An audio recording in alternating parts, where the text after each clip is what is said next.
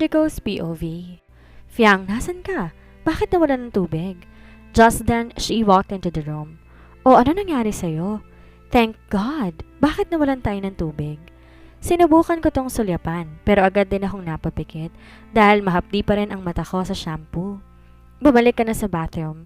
Ako na mag-check ng tubig para di mo na ibalandra yung katawan mo sa bahay. Mamaya makita ka pa ng mga kapatid ko, matakot pa sila.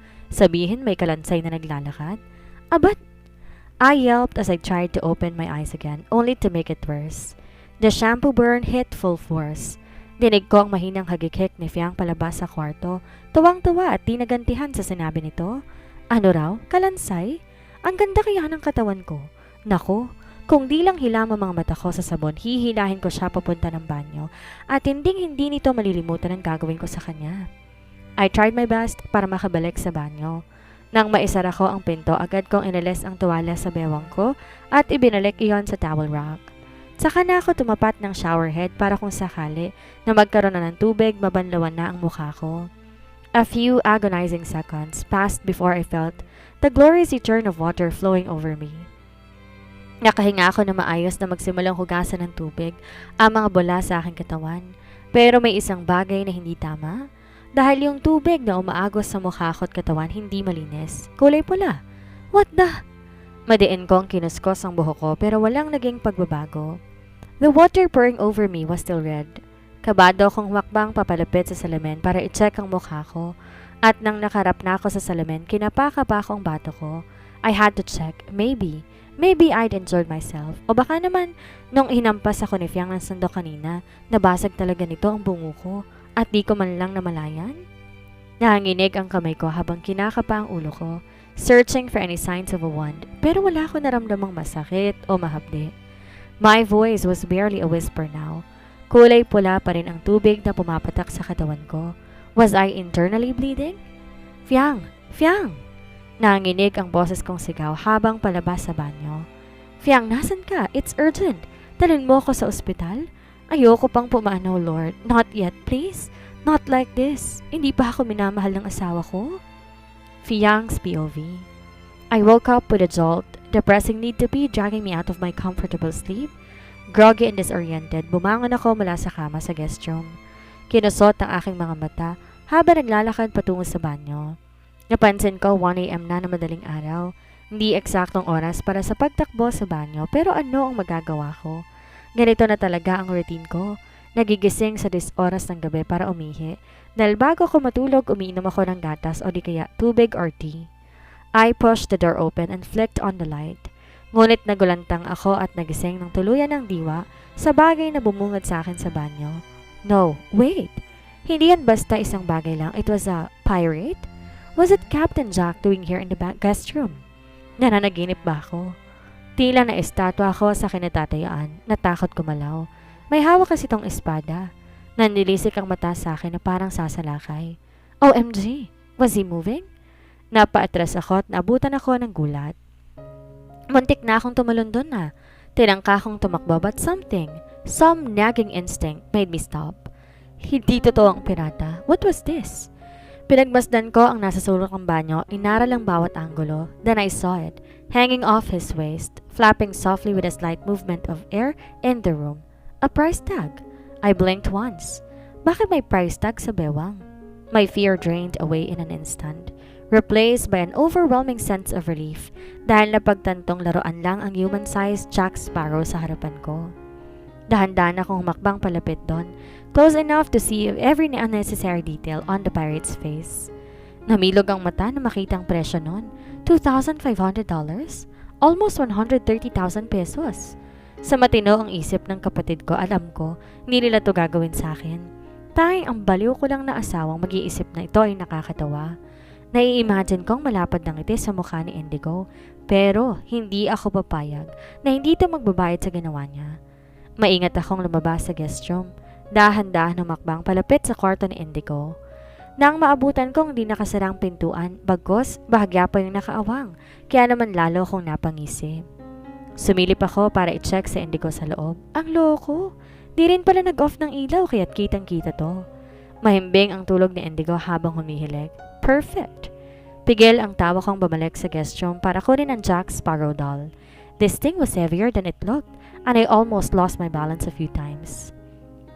Mabuti hindi nagising si Indigo habang siniset up ko yun sa gilid ng kama.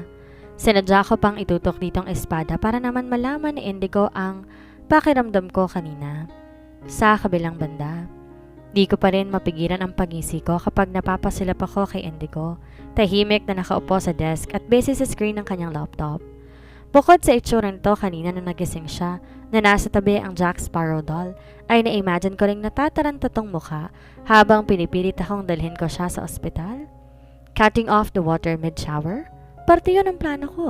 Chinempong i-off ang tubig nung naliligo si Indigo, and the universe was clearly on my side because I managed to turn off the water right when he was about to rinse his shampooed hair.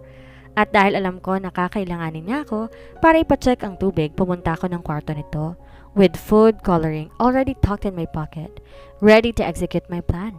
Now, sitting there, he's pretending everything is normal, but I know he's still recovering from this morning. At base sa paggalaw ng mata ni Indigo, sumusulap din sa akin. Pakiwari, nagpaplano ito na gantihan ako. Well, good luck, Indigo. You'll never know what's coming next. Gusto mong kape? Bakit? May pinaplano ka na namang kalokohan. Inirapan niya ako. Puro ka prank, palibasa ikaw nag-iisip niya, no? Ang linis-linis ng intensyon ko. Kung ayaw mo, edi wag ka makihigop sa akin, ha? At dahil doon, tinalikuran niya ako at padabog ng lumabas ng opisina. Makalipas ng ilang saglit, bumalik si Indigo na may dalang 2 mug. He walked towards me at tiningnan ako. May puso pa rin naman ako kaya ipagtitimpla na kita. Pero dahil alam kong may trust issues ka, titikman ko pareho to sa harap mo para maniwala ka na malinis ang konsensya ko at gusto ko lang ipagtimpla ng kape ang aswang, ang asawa ko. Ngumiti ito habang humihigop sa magkabilang mug. Hindi nagbago ang ekspresyon ni Indigo at totally normal. I gave him a sad eye, but since he did not flinch or make any weird faces, I grabbed 1 mug. Maingat na humigop mula sa kabilang side kung saan ito uminom. Ngunit oras na sumayad, ang kape sa bibig ko agad ko yon na naibuga. Walang hiya ka, pwe! Humagalpak ng tawa si Indigo at nilawa ang kanyang kape. Napaniwala niya ako na ligtas to. Ano nilagay mo rito? Sabay puna sa bibig ko gamit ang tissue. Nothing much. Just some soy sauce and a hint of vinegar for that extra kick. Sinamaan ko to ng tingin na ay natatawa pa dahil naisahan niya ako. Itong lalaking to always pushing my buttons. Pero habang minamasdan ko tong nakangwi pa rin, sa kapeng tiniis itong tikman, hindi ko napigilang matawa. Ano ka ngayon? Masarap ba yung soy sauce coffee mo? Nope. Mas masarap yung tawa mo. Kung soy sauce coffee lang ang sagot para mapatawa kita, kahit araw-araw akong minom, ayos lang. I was caught off guard. For a moment, my heart skipped a beat. There was something in the way he said it. Half joking but also sincere that made me stop laughing. Di nito inalis ang tingin sa akin. Nakatayo pa rin si Indigo sa tapat ng desk ko and he was still grinning, looking at me. But then, nagsimulang bumilis ang tibok ng puso ko. Ano ba to?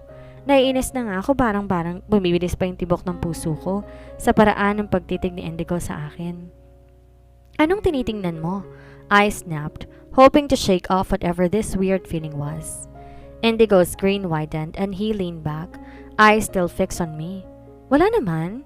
Gusto ko lang titigan ng asawa kong maganda kapag nakatawa. Napairap ako pero ramdam ko ang pag-iinit ng pisngi ko. Sa kabilang banda, tinawagan ko si Mom. Bungad sa akin ni Indigo pagbalik nito sa opisina namin. Sa labas tayo magdi-dinner ngayon. Kasama natin ang pamilya ko kaya huwag kang magkakamaling umuwi ka agad. Baka naman takasan mo ko.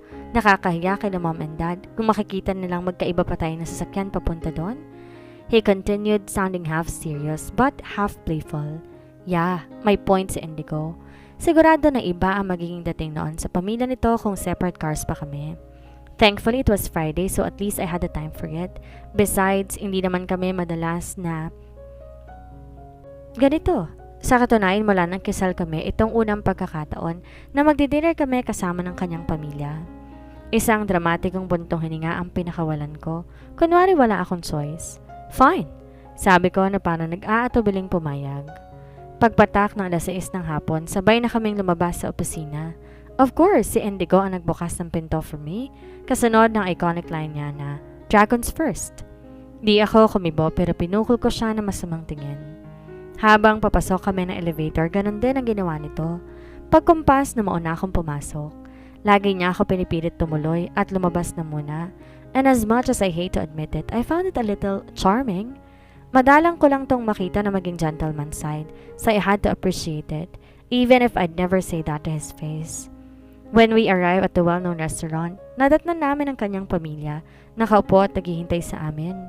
Sa sandaling tumuloy kami, naramdaman ko ang paglipat ng aking enerhiya. Kinawayan kami ng pamilya ni Indigo with his mom smiling warmly, while his dad gestured for us to join them. Kamusta ka na, Fiang? Kamusta na kayo ni Indigo? Tanong sa akin ng ginang. I hesitated for a moment, my hands pausing over the grill where I was turning the meat. We were sitting around the table at siya ang katapat ko. Si Indigo naman nasa kanan ko at si Maris nasa kaliwa ko. Si Indigo mula na maupo kami naging busy na sa pakikipagdaldalan sa dalawa nitong kakambal, seemingly unaware of the conversation happening between his mom and me. I forced a smile. We're doing okay? Sagot ko at sinubukan maging casual ang boses ko. Kahit pakiramdam ko, meron pa tong ibang gustong marinig na sagot sa akin bukod sa okay lang kami. Dahil saglit tumitig sa akin na mata na parang sinusubukan sukatin ang katotohanan sa mga salita ko.